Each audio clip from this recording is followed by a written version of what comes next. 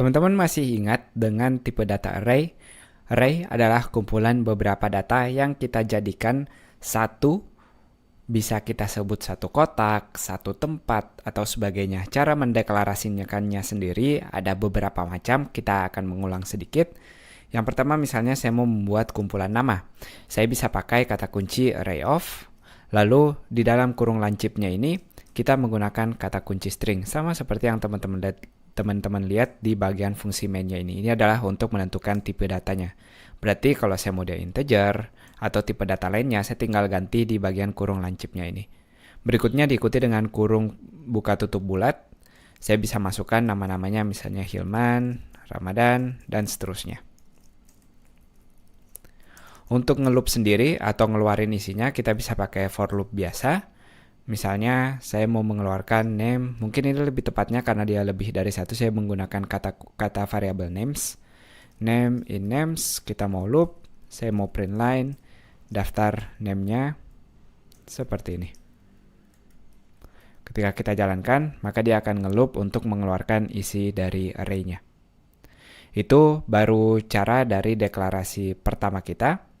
Tentunya kita punya beberapa cara untuk mendeklarasikan si array ini sendiri.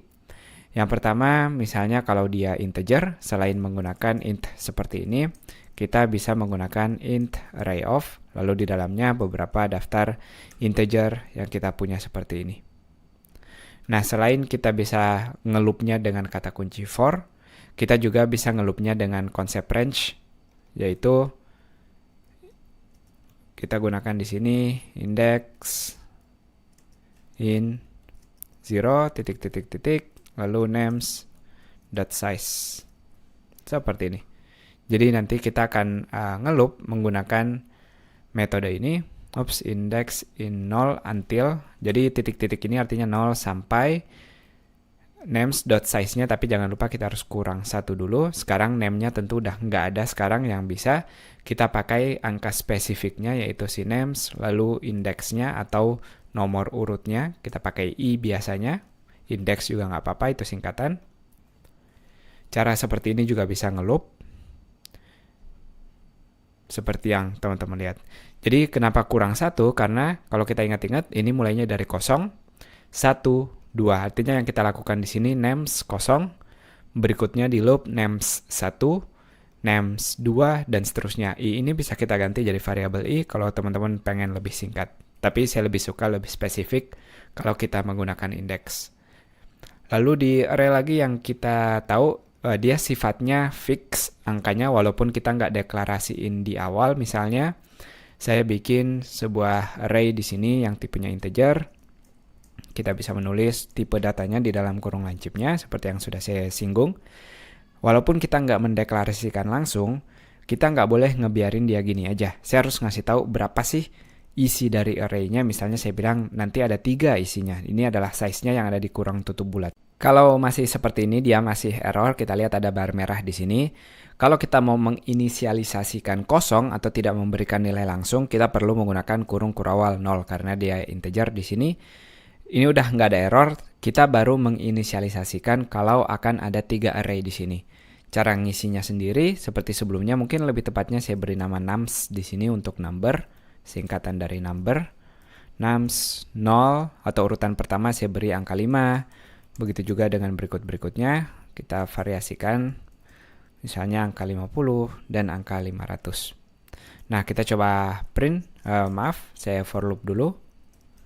Nah, in nums-nya lebih simpel dibanding kita pakai yang range. Lalu kita print dari, saya bisa pakai list of sebenarnya, nggak apa-apa deh.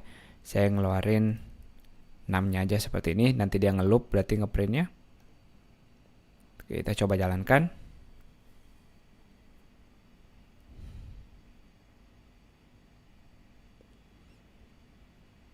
Ini dia 5, 50, 500.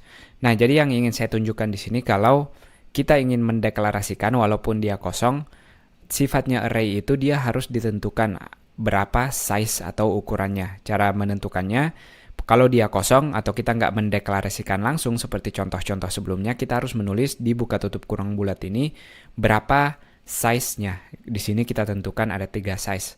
Dan yang penting kita nggak boleh ngerubah size-nya gitu aja. Misalnya saya mau masukin sebuah angka keempat di sini, padahal dia udah 3. 1, 2, 3, dan saya mencoba mengakses kotak keempat padahal size-nya cuma 3 di sini, walaupun angkanya 3, tapi tentunya yang saya maksud adalah urutan keempat karena kita mulai dari 0. Saat saya mencoba menjalankan, kita akan mendapatkan error di sini. Karena programnya tentunya tidak bisa kita jalankan di baris 13 ini. Dia istilahnya adalah index out of bound, atau dia keluar dari angka yang semestinya, keluar dari size yang seharusnya.